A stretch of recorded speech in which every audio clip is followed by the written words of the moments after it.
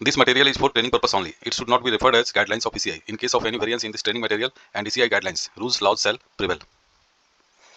नमस्कार दोस्तों, आज आप इस वीडियो में देखेंगे कि मतदान केंद्र पर मतदान वाले दिन द्वितीय मतदान अधिकारी का क्या प्रभार होता है, यानी कौन कौन सी मतदान सामग्री लेकर द्वितीय मतदान अधिकारी को प्रथम मतदान अधिकारी के ठीक बगल में बैठना पड़ता है और मतदान केंद्र पर द्वितीय मतदान अधिकारी को कौन कौन से कार्य निष्पादित करने होते हैं।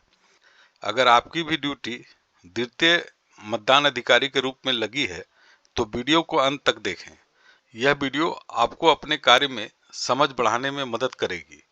आप अपने कार्यों में जितने दक्ष होंगे उतनी निपुणता से अपने कार्यों का निष्पादन कर सकेंगे। तो सबसे पहले हम लोग देखते हैं द्वितीय मतदान अधिकारी के प्रभार। तो अमिट स्याही की जो छोटी डिब्बी मिलती है उसको प्लास्टिक के कप में, जो कप मतदान सामग्री में आपको उपलब्ध कराया जाता है, उसमें बालू डाल करके सही तरीके से रखना है जहां आप बैठेंगे। नहीं तो कभी कभी क्या होता है, सही ढंग से नहीं रखने पर डिब्बी को ऐसे ही खड़ा करके रख दिए तो कभी कभी क्या होता है, जो गिर जाता है डिब्बी। जब बहुत व्यस्तता बढ़ जाती है मतदान केंद्र पर, मतदाता काफ़ी संख्या में आ जाते हैं और उस समय जो है डिब्बी गिरने का डर रहता है और जो पेपर वगैरह रहता है वो ख़राब हो जाता है। इसलिए डिब्बी को, वो जो प्लास्टिक का कप है उसमें बालू डाल करके बढ़िया से उसमें गाड़ करके रखना चाहिए, इस प्रकार से जैसा कि तस्वीर में वीडियो में दिखाया गया है। और दूसरा जो उनका प्रभार रहता है वो मतदाता रजिस्टर का, जिसको 17A भी बोलते हैं। मतदाता रजिस्टर में ये सब प्रविष्टियां भरी मिलेगी पहले से।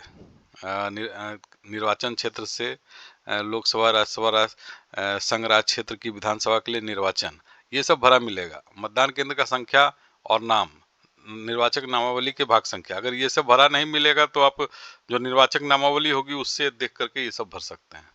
और तीसरा जो इनका प्रभार रहता है मतदाता पर्ची का, तो इनको मतदाता पर्ची भी जारी करना होता है। द्वितीय मतदान अधिकारी के कार्य, तो उनका कार्य है अमिट स्याही का निशान लगाना, पहला कार्य है। दूसरा कार्य है मतदाता रजिस्टर में मतदाता से संबंधित प्रविष्टियां करना और तीसरा जो काम है वो मतदाता पर्ची जारी करना। तो आगे देखते हैं इसको विस्तार से। अमिट स्याही का निशान लगाना, मतदाता की पहचान सत्यापित होने के पश्चात, जब P1 के द्वारा मतदाता की पहचान सत्यापित हो जाती है उसके पश्चात द्वितीय मतदान अधिकारी जो है मतदाता के बाएं हाथ की तर्जनी उंगली का यह देखने के लिए निरीक्षण करेगा कि उंगली पर पहले से अमिट स्याही का कोई चिन्ह नहीं है। मतदाता के बाएं हाथ की तर्जनी उंगली पर दी गई स्टिक के माध्यम से उंगली के प्रथम जोड़ से नाखून के अंत तक, जैसा कि चित्र में दिखाया गया है, अमिट स्याही का निशान एक रेखा में लगाएंगे। मतदाता की बाईं तर्जनी नहीं होने पर अमिट स्याही का निशान लगाया जाना। अगर किसी मतदाता का बाईं तर्जनी नहीं है तो निशान कहाँ लगेगा, उसके मध्यमा पर, मध्यमा उंगली जो रहती है उस पर। और अगर मध्यमा भी नहीं है तो अनामिका पर, अनामिका भी नहीं है तो कनिष्ठा पर, और ये चारों उंगलियां नहीं है तो अंगूठा पर, और इस हाथ में कोई उंगली नहीं है तो दाहिने हाथ की तर्जनी उंगली पर लगाया जाएगा। अगर दाहिने हाथ में भी तर्जनी उंगली नहीं है तो मध्यमा पर, दाहिने हाथ की मध्यमा पर, और दाहिने हाथ में मध्यमा भी नहीं है तो अनामिका पर, और अनामिका नहीं है तो कनिष्ठा पर, कनिष्ठा नहीं है तो अंगूठा पर। और इस दोनों हाथों में अगर मतदाता के दोनों हाथ में कोई उंगली नहीं है तो उसके हाथ का जो कटा हुआ सिरा होगा और उसमें जो जहाँ से निशान आसानी से दिखाई पड़े वहाँ पे आप अमिट स्याही का निशान उसको लगा देंगे। नेत्रहीन एवं अशक्त मतदाताओं के सहयोगी को अमिट स्याही का निशान, नेत्रहीन एवं अशक्त मतदाताओं के सहयोगी को अमिट स्याही का निशान दाएं हाथ के तर्जनी उंगली पर लगाया जाता है। वर्गीकृत प्रॉक्सी मतदाता को अमिट स्याही का निशान, वर्गीकृत प्रॉक्सी मतदाता को अमिट स्याही का निशान बाएं हाथ के मध्यमा उंगली पर लगाया जाता है।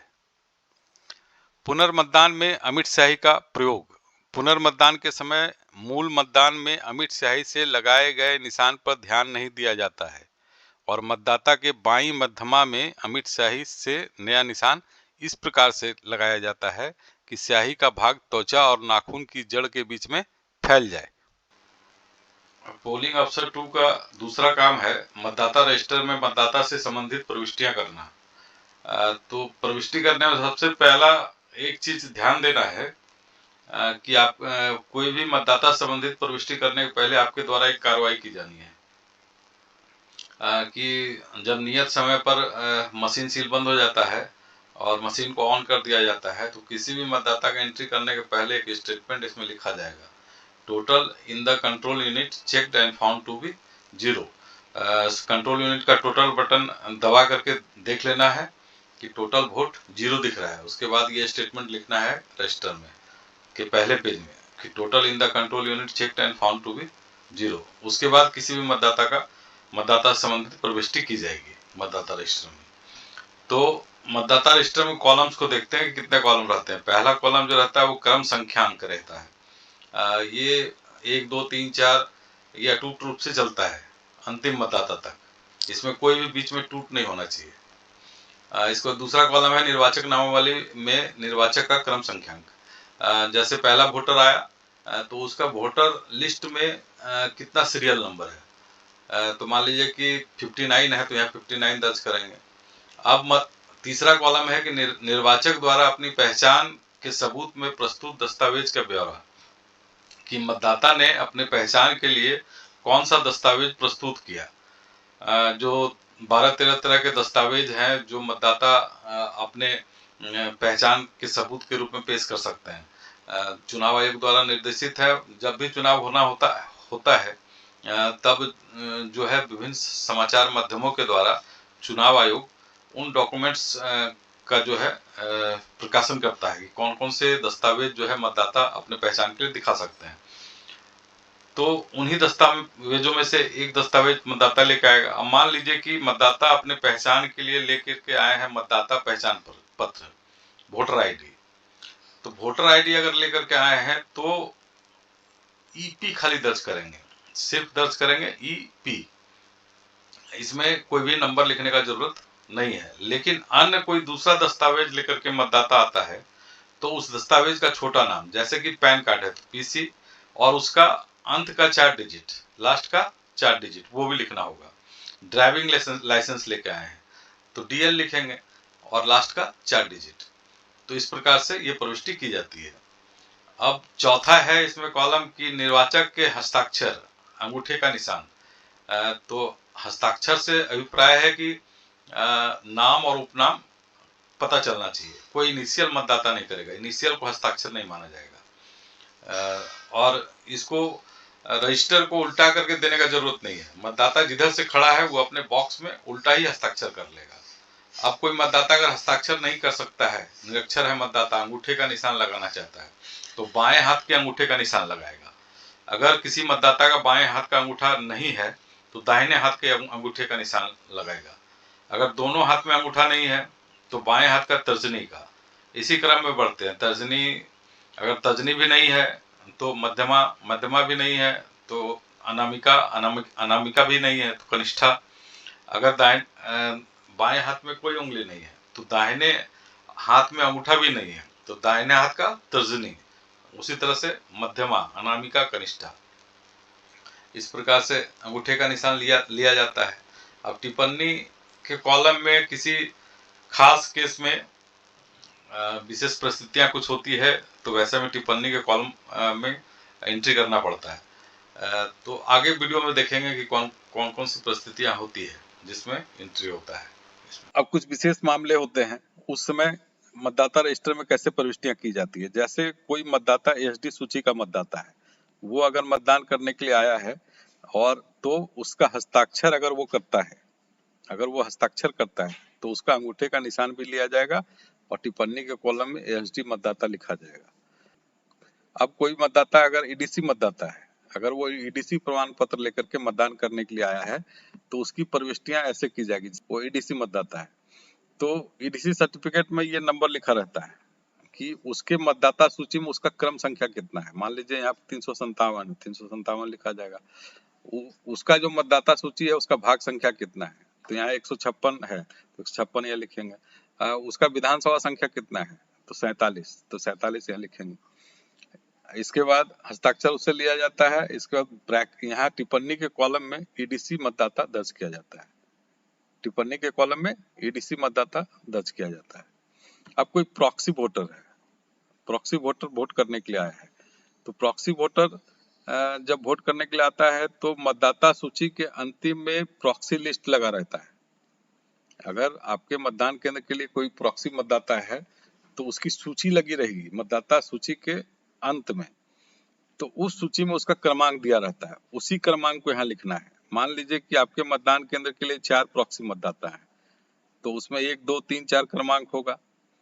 तो पहला प्रॉक्सी मतदाता वोट करने के लिए आया है, तो यहाँ पे 1 अगर उस सूची में क्रमांक है तो 1 लिखेंगे और यहाँ ब्रैकेट में पीवी लिखेंगे, प्रॉक्सी वोटर।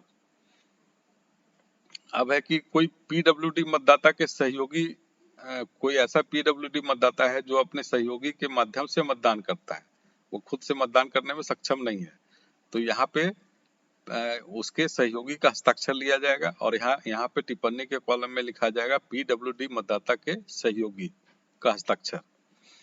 अब कोई मतदाता सारा प्रक्रिया पूरा कर लेता है, अब लास्ट में यहाँ पर अंगूठे का निशान भी लगा दिया, अब अंतिम में कहता है कि हम वोट नहीं देंगे, तो मत देने से इनकार किया, ऐसा करके लिखेंगे टिप्पणी कॉलम में और मतदाता के यहाँ साइन लेंगे और प्रिजाइडिंग ऑफिसर भी अपना हस्ताक्षर यहाँ करेंगे।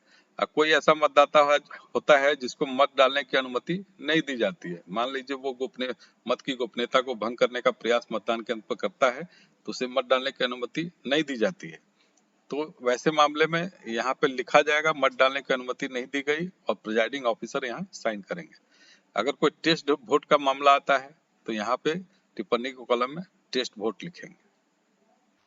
अब मतदान समाप्ति के पश्चात मतदाता रजिस्टर क्लोज करना। तो जब अंतिम मतदाता मतदान कर लेता है तो मतदाता रजिस्टर को क्लोज करना पड़ता है। कैसे क्लोज करेंगे? तो देखिए यहाँ क्लोज लिख करके ऐसे इसको बंद कर देंगे और एक स्टेटमेंट लिखेंगे कि मतदाता रजिस्टर में अंतिम प्रविष्टि की क्रम संख्या 570 है। ये आपका जो भी होगा यहाँ पे अंतिम संख्या यहाँ लिख दीजिएगा। इसके बाद प्रिजाइडिंग ऑफिसर यहाँ हस्ताक्षर करेंगे। मतदान अभिकर्ता जो वहाँ मौजूद हैं और जो हस्ताक्षर करना चाहते हैं वो भी यहाँ पे हस्ताक्षर करेंगे। तीसरा काम है पोलिंग ऑफिसर 2 का मतदाता पर्ची जारी करना। जब रजिस्टर में सारी प्रविष्टियां P2 के द्वारा कर ली जाती है तब मतदाता को मतदाता पर्ची जारी किया जाता है। तो इसमें क्या क्या भरना पड़ता है, देखिए इस प्रकार कॉलम्स इसमें रहता है। इसका एक डमी है यहाँ पे दिखाया हुआ कि मतदाता, इसमें पहला जो कॉलम है कि मतदाता रजिस्टर कॉलम 1 में मतदाता का क्रमांक, जो 1, 2, 3, 4 हम लोग सीरियल वाला देते हैं वो क्रमांक कितना है वो यहाँ दर्ज करेंगे। इसके बाद मतदाता का क्रमांक जैसा मतदाता सूची में दर्ज है, मतदाता अब वोटर लिस्ट में उसका कितना सीरियल नंबर है वो यहाँ दर्ज करेंगे। इसके बाद P2 का यहाँ हस्ताक्षर होगा, छोटा हस्ताक्षर।